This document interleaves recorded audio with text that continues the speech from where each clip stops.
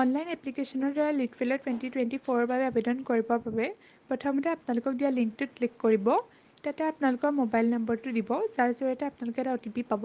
আৰু মনত ৰাখিব যে ভৱিষ্যতেও যদি ফৰ্মখনত যিকোনো ধৰণৰ শুধৰণি কৰিব লগা হয় বা পুনৰ নিৰীক্ষণ কৰিব লগা হয়, তেন্তে আপোনালোকক এই OTPটো প্ৰয়োজন হ'ব। সেয়েহে OTPটো ভালদৰে ৰখাটো প্ৰয়োজনীয়। এপ্লিকেশ্যনখন ফিল কৰোঁতে সকলো নিৰ্দেশনা ভালদৰে পঢ়ি ল'ব আৰু ফৰ্মখন ব্লক লেটাৰত ফিল আপ কৰিব। ফৰ্মখনত আপলোড কৰিবলগীয়া ডকুমেণ্টছসমূহ স্পষ্টভাৱে আপলোড কৰিব।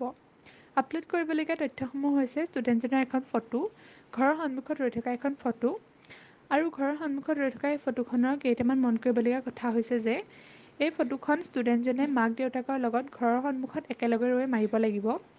আৰু ফটোখন এনেদৰে মাৰিব যাতে আপোনালোকৰ সম্পূৰ্ণ ঘৰটো ফটোখনত কভাৰ হয়।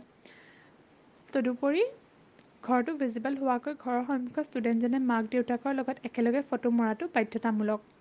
ইয়াৰোপৰি এপ্লিকেশ্যনখনত ঘৰৰ আৰ্নিং মেম্বাৰৰ লাষ্ট 3 মান্থছৰ বেংক ট্ৰাঞ্জেকশ্যনৰ ডিটেইলছ আৰু আপোনালোকৰ BPL কাৰ্ড বা ৰেচন কাৰ্ডৰ কপি, ষ্টুডেণ্টজন যদি কোনো এক্সট্ৰা কাৰিকুলাৰ এক্টিভিটিৰ লগত জড়িত হৈ আছে তেন্তে সেই এক্সট্ৰা কাৰিকুলাৰ এক্টিভিটিৰ তথ্য আপলোড কৰিব।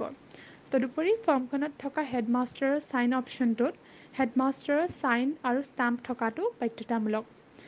আৰু বাকী সকলো তথ্য আপোনালোকে শুদ্ধভাৱে আৰু স্পষ্টভাৱে আপলোড কৰিব।